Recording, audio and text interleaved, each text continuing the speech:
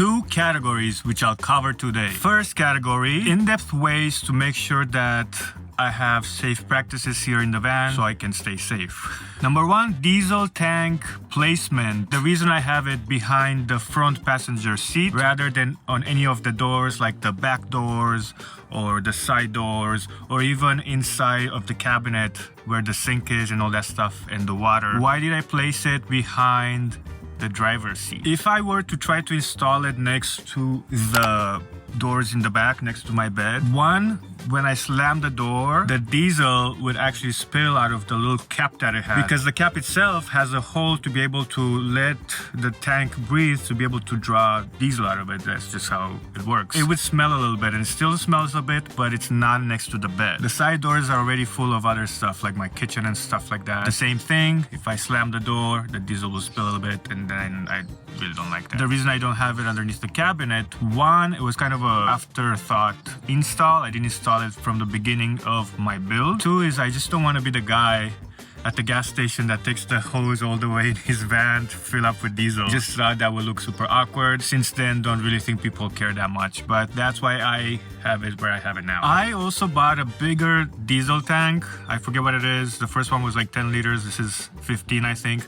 So I don't have to like fill it up all the way for the same reason, because when I make a left turn, it might spill through that little hole. The diesel heater in itself takes air from outside, burns it inside the chamber, and takes it back outside. The heater itself is inside, but everything that goes through it goes through the heater. Nothing escapes in the inside except heat, and it's dry heat. The body heater and all that stuff. One, with the flame, it doesn't sound very safe to me. I know they're a little bit cheaper, but they're actually not much cheaper than a Chinese diesel heater, to be honest. It's just the install is a little bit harder on the Chinese diesel heaters. I didn't want it to burn my oxygen. Those propane heaters need oxygen to burn, and it would be the oxygen inside. Because I cook in here once in a while, and I think during the winter I'm gonna cook more because it's winter, I do have, and I've always had, a carbon monoxide monitor, and I also check the battery once in a while. I test it just to make sure that it works properly, and also to make sure it's never happened in the van. It's happened in an apartment when I stayed before, when I didn't check the battery and it started beeping at like 3 o'clock in the morning. And it wouldn't stop beeping. I think they have like a secondary battery where even if you take the old battery out until you put a new one in, it still beeps. And being stealthy and stealth camping in a van, I definitely don't want that to happen because it's loud, and especially at night, it's super loud. Another thing that I talk about a lot in my videos, I'll go through it again, only because I think it's just as important as the other things to have safety in the van, is ventilation. I have this big vent here. I have a smaller vent in the front. The smaller vent in the front is covered by the solars, and when I pop it up, you can't really see it's popped open. As this one, if I were at night to pop it open, you can see that it's popped open. Not a lot if you don't pay attention, but you can still see it. Because of that, the small vent always stays open at night as well. It doesn't matter if it's freezing, that stays open. If it's freezing, I'm just gonna turn on my heater. I always wanna have oxygen coming in because I have a bunch of canisters of propane and butane for my little stove. God forbid one of those leaks, I won't know it until the morning, which is gonna be too late. Another important thing I have is this fire extinguisher. I got it off Amazon for, I don't know how much. It's not cheap, it's not expensive. I think it's around $80. I might be wrong. It's a must for a small vehicle. Even if you don't cook with propane or butane in here, maybe one of the wires is loose and that starts a fire, I hope I never have to use it. It's small enough where it fits underneath the front seat. I always check it. The gauge is always at green, so it actually works. I don't just have it for looks. I've had it for 2 years and it's been just fine. I might have mentioned this in the past. I don't have a stand-up van. I don't find it very healthy to like sit on my knees, or if I do, not for a very long time. I sit on the bed. As you can tell, when I built the van, I wanted to make sure that I'm not crunching down or anything like that. If it's too high, everywhere I kind of like sit up, it's more than enough room for me to sit and do whatever. I work on my laptop. I feel like in a small van like this, if I were to have like a raised bed where, yeah, sure, I can maybe lean and read a book or whatever, but as soon as I would want to sit up, I would hit the ceiling. It would get very old very quickly. Because it's a small space, it would make it even smaller, even though I would probably gain a bunch of space underneath the bed, but that's something that I didn't want to deal with. More importantly, I also have a bucket, and this bucket's pretty good size. is as tall as my bed. I can sit on it. If I don't sit the bed, I can really turn around and grab whatever I need. It's a must, in my opinion, to have some sort of chair to sit down on when you're doing things in the van, rather than standing up on my knees. If I stand up on my knees, very rarely, is when I pull my pants up, and I would use the little blanket that I have on top of the little bucket, so it's much easier on the knees than just on the hard floor. Because it's smart in van life to have some of the items do more than one thing. Can you guess why I have a bucket? Plastic bucket with sawdust in it, under all the fancy stuff that you need for number 2.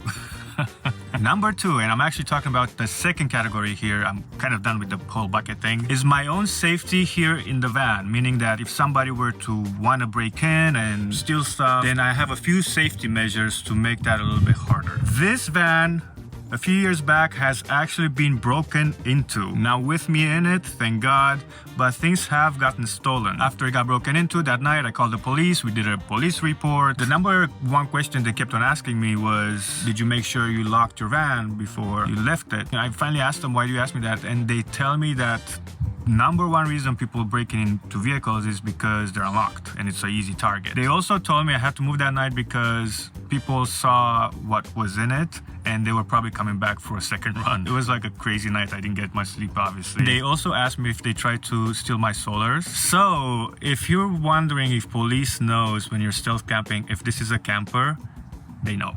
It's not something new to them. And they also complimented my build. What? Alright, getting back on the topic. Long story made short, I double check every time I lock my doors, be it that I'm inside or outside. Even if I go grocery shopping, I'll double check to make sure all the doors are locked and everything. A lot of the times I'll go halfway and I'm like, oh, let me just make sure one more time. When I'm inside, I have a few things that I do that if somebody were to manage to get past the lock, the car's lock, I have another system that would make it a little bit harder for somebody to get in. For the front doors, what I do is I run the seat belts through the door's handle and then I lock them in. If you try to get in from the outside, it's not like an easy job anymore. And at that point, if I'm inside, I can hear you. For the doors on the side, I have this bungee cord that I use to prop open one of the doors. When the doors are closed, I can run that same bungee cord through the handle and then lock it into the box from the other door. And when you're trying to open it, I sometimes forget that I have it on when I'm like just doing errands, and I'm like,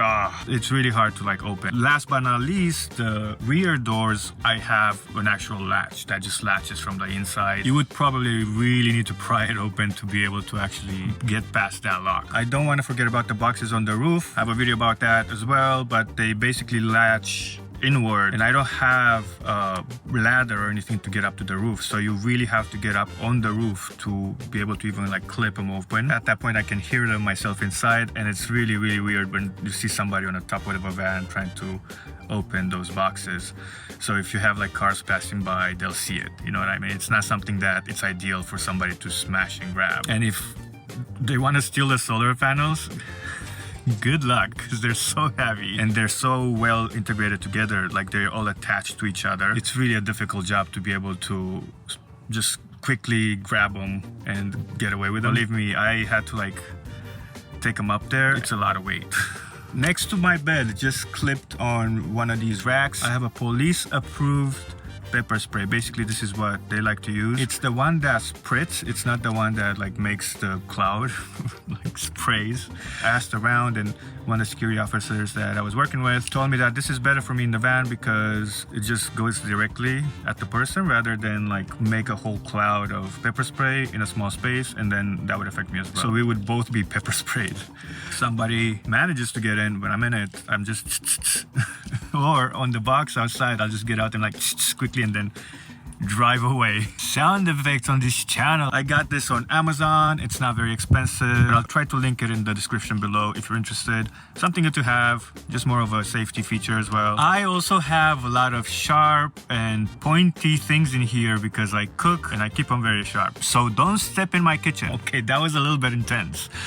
but I love cooking, you know, love my kitchen. In all fairness, if the van shakes or I hear someone outside or somebody like working the locks, I get up, jump in the driver's seat, and I'm gone. I always keep my keys in the same spot at night because of that reason, so I just grab them and go. I really hope that you found this video helpful. Check out this video up here if you want to see more van life related content. Thank you for sticking around until the end, and I will see you in the next one.